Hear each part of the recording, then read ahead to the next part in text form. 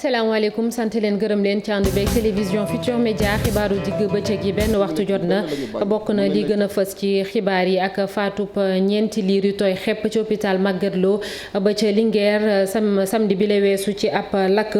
Gendarmerie di wéyal enquête am di déglu yenn ci ay agent yi doon liggéey ca jamono ji njombe jooju le am képp ku ca laale yoon dina la teg loxo bu ñu sukkandikoo ci ministre bi ñu dénk wàllum paj mi ñeel yenn ci ay bërëbu fajukaay ak seenub màggetaay lu toll ci juróom-ñaari téeméer ci ay milliards dinañ ko ci def di ngeen déglu ci kanam directeur des établissements publics bu ministère de la santé. Baykat yi faree fële ca Kaffrine ñoom la ñuy ragal mooy ji gi manqué bu baax a baax ci campagne njaayum gerte bi ñu dëgmal ndax lu ëpp ca ji googule dañ koo jël yóbbu biti réew. ay kilifa di dalal xel yi ñoom ñu ne lu toll ci 2 junni ci ay tonu ji gis nañ ni am na ci ay bërëb yu bëri. xibaar yi bokk na ci fële ca biti réew Tchad am ab jëwriñ bu njëkk bu bees mu di Albert Pahimi Padaké ab nomination benn semaine ginnaaw ba maréchal Idriss Déby Itno faatoo. moom Padaké nekkoon premier ministre ci jamonoy Idriss Déby Itno moom bokkoon na it ci jongante palum njiitu réew mi bi ñu amaloon fukki fan ak benn ci weeru avril moom sax daanaka moom moo jëloon ñaareelu place bi. tàggat yaram football ak Ismaïla Sarr bu Watford fexe ba clubam dem Premier League moom international sénégalais bi nekk meilleur buteur waaye it meilleur passeur ci clubam boobule boo moyul dinañ ko xëccoo bu baax a baax ci marché transfert yi loolee lépp tënk la mbokk yi nes tuuti ñu yaatal ko.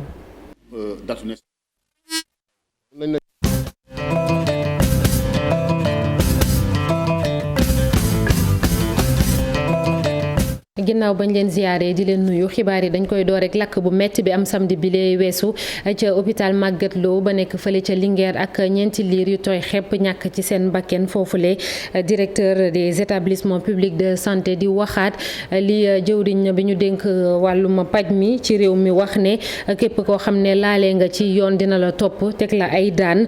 ci màggetaayu yenn ci ay bërëbu fajukaay moom Ousmane Dia di ci dolli ni am na benn programme bu ñu taxawal juróom-ñaari téeméer ci ay milliards dinañ ko ci def ngir fexe ba njombe yu ni mel dootul amati ci réew mi moom Ousmane Dia moo doon invité info du matin dañ koy déglu ci micro Chérif Dia ak Diafara Ba. fu mu nekk di benn la ñu bàyyul mun nañ ne càggante mun nañu wax ñàkk seetlu mun nañu wax court-circuit wala ñu wax courant bi ba mu coupé bay ñëwaat doole bu mu ñëwee peut-être hôpital bi amul dispositif bi nga xam ne mën a tax du am coono boobu ndaxte ni mu lakkee boo ko xoolee xam ne courant bi doole la ñëwee léegi nag lu ci mënti am nag mooy dinañu xaar ba dossier bi génn rapport bi ñëw ñu xam léegi fu mu mën a jóge ak la ko indi. hôpitaux yi ci ëpp bi ñu leen di tabax fekk na indépendance amul. te yi ci bëre tamit dañu dem ba nga xam ne si wàllu nekkin dañu dépassé waaye tey boo xoolee gouvernement Sénégal ci benn at wala ñaari at tabax na 4 hôpitaux yu mucc ayib te fu mu nekk nii ak plan d'investissement sectoriel bi nga xam ne moom la président validé dañu bëgg képp ki nga xam ne am nga hôpital si bërëb si dëkk yi ñu def ko ba nga xam ne hôpitaux yu bees yi ñu fa tabax di nga ko mel kon nag dinañu def suñu kéem kattan ba nga xam ne hôpitaux yi dinañ nekk au nombre. tiis boobu dal yenn ci ay njaboot foofu ca Linguère secrétaire général bu SUTSAS di syndicat bi ëmb liggéeykat yi ci wàllum kër docteur ak action sociale di ci àddu moom mi jiite it mouvement ànd gësëm Mballo Dia Thiam ne ñàkk toppatoo lii di jumtukaay yi nekk ci service yooyu le bokk na ci waaye tamit ak kaaraange gi war nañ koo xoolaat bu baax a baax mu nga woon fële ca Rufisque dañ ci ànd ak Abdou Diouf Diagne ak Ahmadou Bamba Samb. ñàkk ay spécialiste ak ay jafe-jafe ngir mën a sàmm jumtuwaay yi ñuy liggéeyee lii mooy waral accident yu bëri yi nga xam ne moom la ñu nemmeeku bokk ca ba nga xam ne moom moo am te service bi nga xam ne gone yi nga xam ne matuñu moom la ñu ko jagleel te mu nekk ci Linguère. ci liñ ci jàpp daal ci xabaar bu jóge ci ñu wér daal que ni du problème mu climatiseur mais problème mu table chauffante parce que am na ay table yoo xam ni dañ ciy def ay lampe ñoom ñooy tàngal néeg bi parce que yenn saa yi xale bu matulee dafay soxla. dafay liw day sax liir ci boppam sax dafay liw parce que fu mu nekkoon ci biir yaayam dafa tàng. ñun Allemagne yi ñoo jàppale woon ci école maintenance Diourbel bi ay travailleurs génn nañ fi ay agents mais ba léegi non seulement am nañ ay problème de reclassement mais école bi si boppam bëgg nañ ko def une école d'ingénieur mais ba léegi décret bi génnul pour que ñu gën leen mën a former gën leen mën a tàggat bu boobaa sax même bu ñuy def intervention ci biti sax dana fekk am na loo xam ni mën nañ ko ci biir kër gi. ñàkk a xam tamit ni ñuy jëfandikoo jumtuwaay yi nga xam ne mooy indi wàllu kaaraange bokk na ci li nga xam ne mooy waral xeetu jéye yu ni mel. problème mu comme que incendie la heureusement que teel nañu maîtriser lakk gi. mais li ci am solo mooy néew na liggéeykatu santé bu mën a jël extincteur bu incendie amee mu jàkkaarloog moom te c'est des problèmes de sécurité aussi donc laaj na ñu former nit ñi laaj na aussi ñu jàngal leen nan la ñu mën a taxawee bu fekkee lakk am na de ce fait duñu mën a xaar ay pompiers ak leneen ak leneen. ngir nag daal di koy artu ki nga xam ne moo jiite ànd gësëm nag di sàkku ci état bu Sénégal mu sàmmoo ak ay digéem te it daal di recruter ay nit ñoo xam ne dañoo mën ta mokkal la seen liggéey ci bërëbu fajukaay yi. niñ leen ko doon waxee sànq gendarmerie mu ngi wéyal enquête am ci lakk boobu amoon ci hôpital Magatte Lô ba ca Linguère jàppaleen ni it gouverneur région bu Louga xëy na foofule ca service néonatologie xool yëf yi naka la fa demee jàppaleen ni it am na délégation direction infrastructure ak maintenance bu ministère de la santé demoon na foofu. ñu des ci wàllum paj mi ba léegi wax ci sibiru ñu gis ni dafa mel ni mi ngi amaat doole fële ca région bu Sédhiou ci atum 2020 lu ëpp ci fukki junni ak juróom-ñetti téeméer ci ay nit ñoo amee jàngoro bi lu toll ci fukk ak benn ñàkk ci seen bakken mu di ay xayma bu bàyyeekoo ci docteur Amadou Yeri Camara moom mooy médecin chef région médicale bu Sédhiou démb lañ doon màggal nag bés bi ñu jagleel xeex sibiru dinañ ci ànd ci kanam tuuti ak docteur Amadou Yeri Camara ñu wax ci àtteb ñaareelu àtte bu Sayer Kébé di étudiant boobu la ñu doon tuumal wàllum terrorisme moom procès en appel bi tey jëlee la woon ci chambre criminelle bi fii ci Ndakaaru juge bi daanaka dafa dëggal rek dogal bi ñu jëloon ci àtte bu njëkk bi moom Sayer Kébé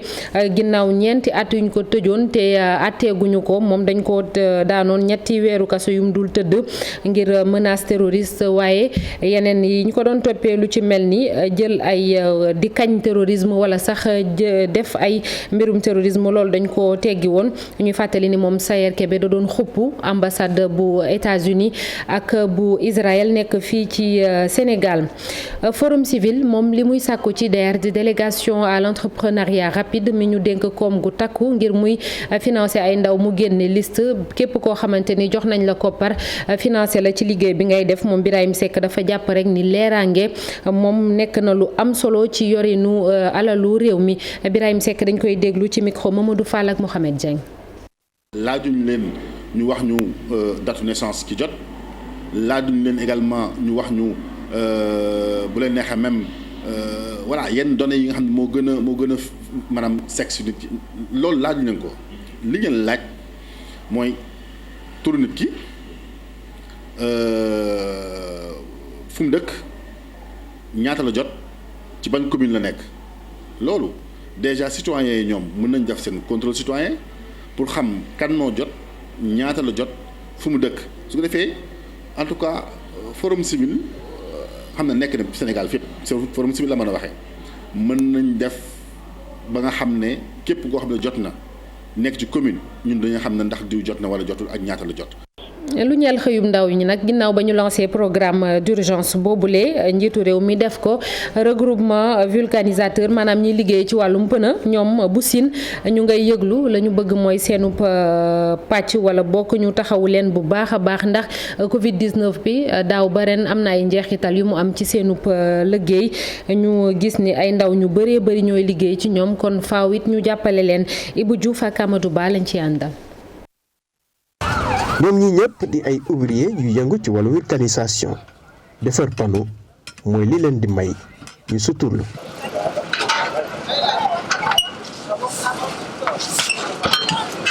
waaye mbas mi di coronavirus am na lu ñu nasaxal ci seeni activité ndaxte bu dee ñun ñëpp ay defarkatu panneau lañu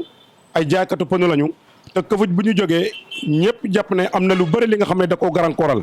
ndax suñu revenu yi tolootul noonu suñu apprenti yi nga xam ne moom la ñu yore woon ku ci nekk boo ci yoroon 5 wala 6 wala 7 am nga jafe-jafe ndaxte li nga daan am amatoo ko. bokk na ci ñooñee regroupement bi ëmb vulcanisateur yi bàyyi ko Sine jamono ji nag ñu ngi xaar seen wàll ci koppar bi ñu jagleel lépp lu aju ci wàllu tàmbalewaat activité yi. jàpp naa ne ka nga xam ne da nga koo fekk ci bérébu liggéeyukaayam muy liggéey am ñaari apprentam wala ñett wala ñeent wala juróom te ñi nga xam ne jàpp na ne moom bu nekkee ak ñoom lu mot ñaari at wala ñett ku ci nekk war na koo bari mu dem liggéey feneen yaakaar naa booy jàpp emploi war nga ne mën a gëstu donc loolu moo tax daal wax dëgg fa yàlla ma jàpp ne gouvernement bi précisément le président Macky Sall nañu gëstu bu baax a baax a baax a baax. vulcanisateurs yi nag dawalkatu yoto yi xam nañ rek ñu am njëriñ lañ ci seen activité ñooñu nag ñooy saytu lépp lu aju ci wàllu pono te ku ne pono tamit wax ci wàllu sécurité.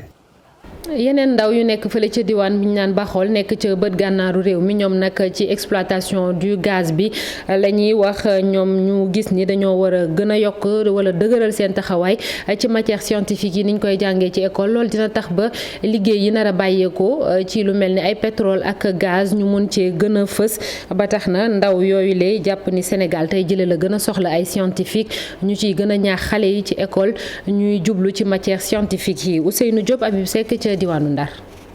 ay lal yu bees tax ay chaise ay matelas orthopédique ci biir benn magasin résidence université El Hadj Ibrahima Niass la direction du COUD kon lu jëm ci wàllu budget ci atum 2021 ne lu ci bëri da koy dugal ci njëndum jumtukaay yi nga xamante ne étudiants yi dañ koy soxla ci seen biir néeg yi. COUD objectif am ren mooy sunu résidence yëpp muy Dakar muy Sine Saloum muy IAM dañoo. ndaw yi jamono jëlee matière scientifique yi jubluwuñu ko moo tax ci bokkal commune boobee ndaw yi daal di jóg daal di jàttu na soccante mouvement bokk ci kanam la mu bëgg mooy ndaw yi nekk ci gox boobule ñu jublu matière scientifique yi ndaxte mën na leen andil xëy moo xamante ni daan ci mën a développer seen i réew. surtout dans un contexte où on parle de pétrole et de gaz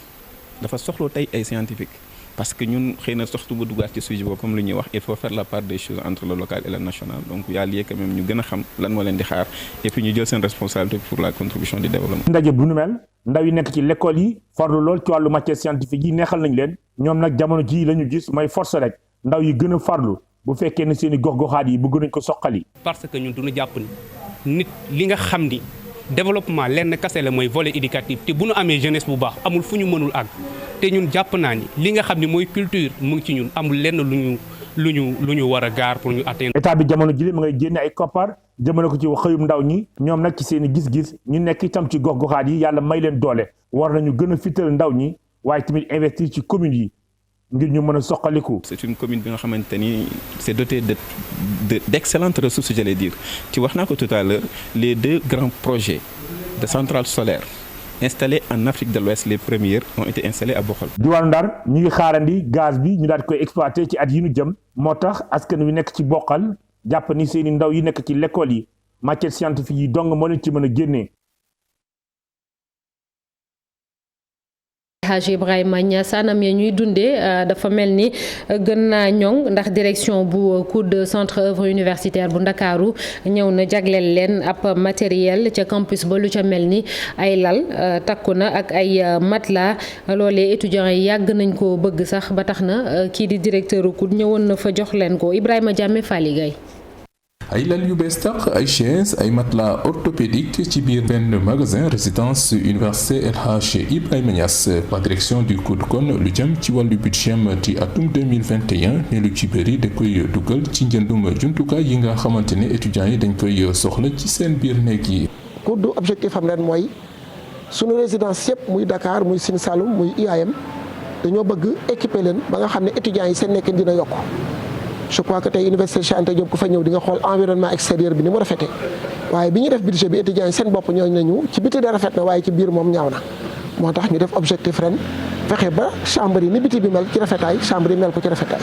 mooy équiper leen ak meilleure qualité ba pare nag accompagner leen. lii nag étudiants yi rafetlu ko bu baax ndax seen conditions sociales yi bëri na li muy bokk ci seen ñaxtu. matériel yi nga xamante ne directeur COUD monsieur Maguette Sène indi na ko fii nii tey ci campus Kaolack pour gunge ñu nga xamante ne étudiants yi bees yi nga xamante ne ñoo jógee fépp ci Sénégal pour ñëw jàngi see fii Kaolack dañ koy rafetlu di ci kontaan parce que boo xoolee matériel yu baax la fi indi pour équiper résidence yu bees yi nga xamante indi na ko parce que boo xoolee ay matelas orthopédique la fi indi ak ay lits en fer yoo xamante ne dina contribuer di maanaam yaxanal dund étudiant bi fii nii ci biir Kaolack. fii nag ci diwaanu Kaolack daanaka résidence étudiants yëpp dañ ko loué waa COUD ñoo koy fay daaw ñu ngi woon ci ñeent waaye ren ci la ñu ngi ci juróom-benn étudiants yi nag ci seen wàll dañuy contribuer ci 3000 francs CFA pour weer jotee. ci wàllum njàng ba léegi tamit jàppale ni lii di benn jongante bu mag ngir tari alxuraanul karim te seeni ko organisé ko 6e édition bi jeex na ka jël raw gàddu bi nag mi ngi tudd Mouhamadou Mahi Touré ab xale la bu toll ci fukki at ak ñett moom di candidat bu Kaolack Medina Baye moom moo ko yebal moom ci compétition bi nag booy xool téeméeri poñ yañ doon laaj moom jox nañ ko ci juróom-ñeent fukk ak juróom-ñett ak lu topp moom la am ci compétition boobule moom moo jël raw gàddu bi moom xale bi di Mohamed Mahi Touré jël compétition boobule te Sénico organisé ko ñu waxaat ci lii di sibiru biñ doon junju sànq fële ca Sédhiou mu feeñaat ndax ci atum 2020 lu toll ci fukki junni ak juróom-ñetti téeméer ak lu teg sax ci ay nit ñoom amee jàngoro bi fukk ak benn ñàkk ci seen bakken xayma gi tukkee ci docteur Amadou Yeri Camara moom mooy médecin chef région médicale bu Sédhiou dañ koy déglu ci micro Bakary Konté ak Xaali Jàmme. ñàkk yeneen jotaay xibaar dinañ ci ànd ak Bakary Konté ca Kaffrine la ñuy dem ak baykat ya fa nekk ñoom la ñuy tiit mooy jigi manqué bu baax a baax ci campagne njaayum gerte gi ren gi ak bay bi ci boppam ndax lu ca bëri dañ ko jël yebal ko biti réew waaye ñi ŋànk mbir moomule foofu ñu ne ci ay point de collecte yu ci mel ni Nganda Kàccoot ak ñibbi bañ fa demee fekk nañ fa ay ji daanaka lu toll ci 2 junni tonnes ci ay ji xayma nañu ko fii yëpp ginnaaw loolu béykat yi jàpp nañ ni it seen i jafe-jafe noppeegul sax bay jeex reportage Omar Ndiaye Boubacar Fall bopp. campagne yu njaayam gerte gi fii ci diwaanu Kaffrine daanaka buur na waaye baykat yu bëri de am nañ ci tiitaange ndax lu xeet ak jiwu de ñi ngi njort ne atum ren ji dana tuumaranke gannaaw bi ñu seetloo ne lu bëri ci gerte gi génn na réew mi. Sinwaa yi kay moom daanaka moom lépp ñoo ko yàq waaye Sinwaa yi kay moom gerte gi ñoo ko jënd. waaw ren la gën a doy waar waaw ak daaw. terewut nag opérateur bi nee na jot naa collecté lu toll ak 1,000 tonnes waaye waroon na fay gën a ñoŋ. ak Sinwaa yi lu ñu ñëw rek ñun dinañ pare fito waaw fexe ba am semence bi nga xam ne moom lañ soxla bu paree nag ñun dañ ci daal di pare. loolu waral président coopérative Copresen bu Nganda Babacar Cissé di sàkku nag ci nguur gi ñu gën a seetaat sa mbaxloo bi ci njëndum njaayum gerte gi. gouvernement parce que ñoom ñoo waroon a encadrer njëndum gerte gi. kañ la exportateur bi war a ñëw pour jënd gerte. encore au niveau du luuma impliquer le service de contrôle de commerce parce que tey am na ñoo xam ne ni seen bascule dans les luuma nekkul bascule normal. naam coopérative yi fol jiwu ci diwaanu Kaffrine jot na ne collecté atum ren ji 1,000 tonnes ak juróomi téeméer waaye nee nañu mënoon na fay gën a bëri su fekkonte ne nguur gi fay na leen seen juróom-ñaar téeméeri millions leen yoreel daaw ba ren. parce que 250 moom la ñu fixé woon nga jëndee 375 di ko joxe semence boobu deewaat ba ca déwén sa nga war a jot xaalis jotuloo xaalis kooku dafay waral ñu sikkal opérateurs yi te ñun sikkuñ dañ amul fu ñu wéeru sikkuñ de. ñaar fukk ak juróom benn junni ak ñaar téeméer ak fukk ñaari tonnes gerte la nguur gi sosoon opérateurs yi nekk ci diwaanu Kaffrine waaye ñaar fukki tonnes ak téeméer ak juróom-ñeent la ñu mujj dajale bu ñu sukkandikoo yi xayma yi tukkee ci direction développement rural Samba Ndaw Tall terewut nag baykat yi seen xel ngi tey ci jiwu ci atum ren jile. ay borom kër bokk ci benn coopérative d'habitat ñu tuddee ko SCAC Afrique fële ca Thiès ñoom ñu ngi topp ci ginnaaw promoteur bi ay at a ngi nii ñu ne 2012 ba léegi mënuñoo fexe ba jot seenu parcelle te daanaka encaissé na 2 milliards ci xibaar yi ñu jot nee nañu promoteur ba ca boppam dafa daw ak xaalis ba Mame Diarra Thiam lañ ciy déglu moom mooy vice présidente bu coopérative SCAC Renaissance bu Thiès ci micro Cheikh Anta Diop ak Sey Latir. bi ñu souscrire ci groupe boobu dañu jëndoon ay terrain ci réew mi yëpp site bi nga xamante ne moo ëpp ay clients li ëpp ci client foofu lañ nekk mooy site bi ñuy wax Mbomboy nekk ci Notto Diobass bari nañu ko porté woon plainte ci clients yi ba waraloon ñu jàppoon ko biñ ko jàppee may ko liberté provisoire ci liberté provisoire boobu ci la génnee réew mi depuis 2015 ñëwaatul. su ma globaliser li nga xamante ne mooy investissement bi clients yi def ci site yëpp. ci li ñu jot a recueillir te mën na am mu yées ko mu ngi toll ci 2 milliards 800 ak lu topp ci millions ci site yëpp. ñu des ci région bu Thiès rawatina département bu Mbour maître Oumar Youm ginnaaw bañ ko génnee ci gouvernement bi la weesu moom mi ngi dooraat ay activité politique am foofule ba léegi day wéy di ànd ak président Macky Sall nee na moom mi jiite woon ministère bi ñu dénk infrastructure ci ay réunion yu bëri yu mouvement présidentiel ba foofu ca département bu Mbour bokkutoon waaye terewul mu ngay woote ñëpp ñu àndandoo doon benn rafetlu it ay mbokkam la ñu liggéey boobu ba léegi démb responsable yi dañ doon amal ab benn ndaje ci teewaayu Abdourahmane Diallo ak Mamadou Gueye. ginnaaw ba mu toogee ay weer jàpp boppam ki fi nekkoon jëwriñ di Oumar Youm fas yéene tàmbalewaat ay yëngu-yëngu politique am loolu nag ci biir mouvance présidentielle bi la koy amal ànd ak waa Mbour. amoon na peut-être saytaane buy dugg ci biir di indi ay wax yoo xam ne wax yu amul fulla la di indi ay noonoonte ci sunu biir heureusement que bi ñu toogee waxtaan loolu yëpp nekk na sunu ginnaaw moo tax tey ñu taxaw def réunion boo xam ne amul coow amul xëccoo incha allah ci ay fan yu néew ni ko président Saliou Samb waxee dinañ jàpp assemblée générale boo xam ne militants yëpp dinañ ñëw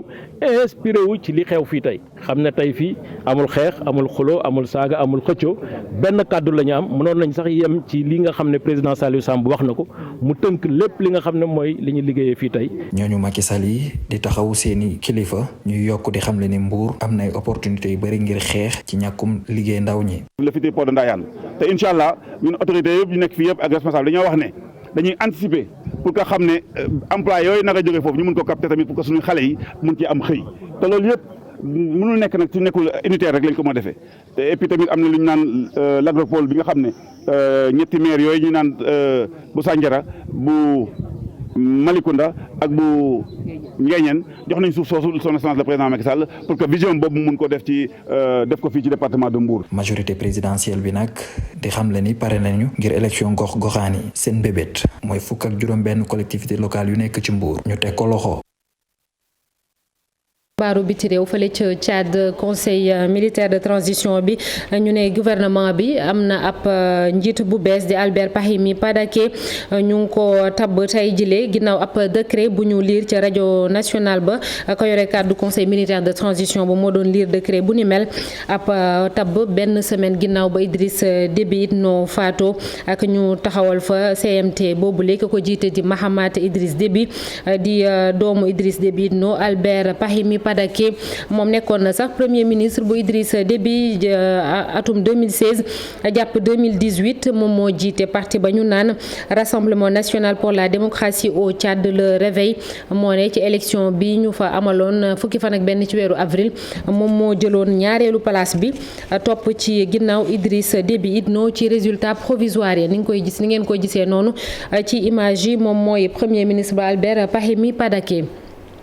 wàllum tàggat yaram football ak Ismaïla Sarr mi tax daanaka ba clubam Watford dellu ca première ligue bu Angleterre international sénégalais boobule moom moo ëpp li mu dugal ci but moom moo ëpp la mu paas ci clubam bi boo moyul nag ci marché transfert bi dinañ ko xëccoo bu baax a baax Cheikh Tidiane Diaw. adaptation Angleterre championship bi moo ko mottali deuxième division boobu am réputation championnat bu métti xeex bi ëpp fa doole technique bi waaye Ismaïla Sarr bay na ci waaram ba mu mat sëkk ay performance am tax ba Watford yéeg première ligue mu nekk meilleur buteuru équipe bi ak itamit meilleur passeur international sénégalais bi di dellu si ci élite bi nga xam ni jotoon na ci briller waaye adaptation bi yombul woon ci joueur bi nga xam ni daanaka jóge woon na Watford ba pare ndax équipe yi ko bëggoon ci gënoon a fës bokk ci Liverpool ak Manchester United li leer mooy ak performance yi mu am ci saison bi équipe yooyu mën nañu fësalaat seeni yéene ba tax desam Watford du lu wóor donte moom ci ay waxam gisu ci benn problème su fa naree wéy di nekk. ñu jàll ci ponk bu mujj li yëglekaay yi xëyee tey jii ak El Hadj Assane Gueye. yéenekaay yu bari xëye tey tiis ca l'hôpital Magatte Lô ca Linguère ak ñeenti liir yu tooy xepp yu fa faatu ci anam yu métti lool ci lakk ca saal ba ñu leen dencoon di liir yu matul woon laajoon aw nekkin ci couveuse ab diir observateur xëy jox kàddu ay yaay yu ànd ak naqar bokk na ca kuñ naan Maymuna Sow ñu ne war a toll ci ñaar fukk ci at bàyyi ko barge ji talaata la yegsi ci l'hôpital Magatte Lô doon fa muccee mu amee ci césarienne doom bu jigéen jot na ko nàmpal ajjuma ji nu génn mu ne ca samedi sa la dellu si ngir nàmpalaat gi fekk fa ab néew keneen Adja Sow moom mu nga bàyyi ko ca commune bu Thiel kuñ naa nit Xadi Ñing bawoo xojal de ca commune bu Thiel moom mooy yaayu seex yi dem ci lakk gi Maymuna Sow mi ñu leen njëkk a tuddal nag ci net li ak observateur ne yaakaaram moo dem ndax ginnaaw ñetti avortement ci la mujjoon am ki dem ci lakk gi wàllu enquête nag ngir xam fu jéey ji tukkee yéene kaay bu groupe Futurs Médias ne gendarmerie ngay déglu ñenn ci agent l'hôpital Magatte Lô collectif taxawu Jolof ci yéene kaay bi amoon yéene profité ci nganok ministre de la santé Abdoulaye Diouf Sarr ngir yegge ko seeni ñaxtu mujjul antu ndaje mi waaye ñoom collectif bi jëwriñ ji digg na leen ak woote di appel tey ci altine ji ginnaaw bi ñu ko baaxee mémorandum ci pàttali collectif boobee ñoo fi taxawoon di sàkku ñu audité yorinu hôpital Magatte Lô bu Linguère ak yeesal ñeel conseil d'administration bi ak départu directeur ba ci boppam Le Quotidien xëy it tiis wi ak gune yi lakk-lakk gu mitti jaare ca faatu ñeent ci liir yu tooy xepp ci Libération moom ak yaay yu ànd ak naqar lañu fay jàng kenn ci ñoom di def seede sax mu ne moom jotul sax uufab liiram source a ñëw ci enquête bi ak li njëkk a feeñ ñu ne ay élément war a lakk gi yéenekaay bi ne ay taabal yu ànd ak tàngooru metti ak i lampe 60 watt ñoo nekkoon ca saal ba liir ya nekkoon danoo njort ne lampe yu tàng yooyee ñoo daal di jafal sànke ya ca kaw gune yi. beneen tiis bi yoon ci Italie di doomu Sénégal buñ fa rey Mame Dikone Sambale daawu yoo Les Échos ne li ko jural paat gi mooy da doon sàkku ay kopparam ci banque bu mu ko dencoon ñu lànkal ko coow am kenn ci agent banque bi roose ko pistolet courant bu ko jural ginnaaw si ak cardiaque. Mame Diarra Fam député diaspora bi moom nguur gi président Sall ci boppam la mere ndax dafa jàpp ne ni ñu war a toppatoo dëgg bitim réew diaspora bi demee wu ni ndax mu ne faaw ñu am diplomatie forte suñu bëggee ñu wekk doomi réew mi bitim réew. consul général ba fa Italie mu ne du police du gendarmerie gu ko wekk. La Tribune moom la mu xëyee tey nay xibaar mooy lancement forum bi nga xamante ni moo ñeel sans emploi yi ñi amul xëy Bougane Gueye Dany président mouvement gëm sa bopp jógtee ko ci yéenikaay bi moom Bougane Gueye Dany naan la muy rëccu li dommage rek mooy li président Macky Sall tekkiwul dëgg càmbarul message bi ko gën a yónnee Mamadou Diop Decroix it ba tey ak La Tribune njort moom ne plan d'urgence bu président Sall boobee ci échec la jëm. directeur général bu DER mel ni ku cay tontu ci Le Soleil Papa Amadou Sarr nekkoon ganu club Dakaractu Le Soleil naan ca téeméer ak juróom-benn fukki junni doomi Sénégal jariñu nañ ci financement DER ci valeur 60 milliards bi ñuy toll 31 décembre 2020 njiital DER di nag leeral ci yéenekaay bu ànd ne DER dina gunge jàppalem ci koppar ci mën-mën ci compétence waaye DER du créer emploi la ca table DER nag nay demande mu ne mu ngi toll ci juróomi téeméeri junniy demande yu laaj juróom-benn di téeméeri milliards ak juróom fukk ci wàllu financement. wàllu politique ak mbiri démocratie ak fi ñu ci toll Sénégal ak i acteur politique am Alioune Tine ci laas ne fenn lañ ci tolluwul ca nag mu ne foogoon na ne bu nu génnee ci fitna gëfi woon daan ci jàngee dara juboo ci lenn li waral mu ne faaw ay assises yuy faj Sénégal jubbanti yenn ci rëq-rëq ci lu sax waaye arène politique boo xamante ni tibbante tànk guddeeg bëccëg jógal ma puus rek loolee mu ne du ay jéego ci wàllu démocratie ca nag Sénégal def na ñaari alternance bu nu tolloo fi tey kon day tekki ni problème am na lu fàtt lu ñu war a fàttar ñi local yi ñëw nag ak la cay défi bi dëgg la Sud Quotidien xëye tey mu ne wàllu système universel gi direct la maanaam léegi wàllu gox-goxaan yi képp ku cay falu ne maire ci tànneefu askan wi direct lay jugee dañu jeexale làmb ji ak réeroo xaat diggante CNG beeg promoteur yi wala kenn ci promoteur yooyu di Papa Amadou Fall sunu làmb ne CNG njiit la Bira Sène ak équipe am danoo dogal léegi ne ngir promoteur bi am datab combat faaw mu versé téeméer yu jël juróom fukk ya cachet mbër yi ca nag bàyyi fa caution 1 million ci boobu CNG Papa Amadou Fall ne lii moom jar na dakkal ñoom promoteurs yi seen activité yépp ca taxaw jaamarlu ak CNG bi Papa Amadou Fall la mu gis mooy Bira Sène yoon wu mu jël dafa juum. sant ko gërëm ko moom El Hadj Assane Gueye naka noonu yéen ñaanoon ak télévision Futurs Médias yeneen i xibaar 18h30 incha allah ak rédaction bi di leen ñaanal koorub jàmm ngeen yendu ak jàmm jërë ngeen jëf.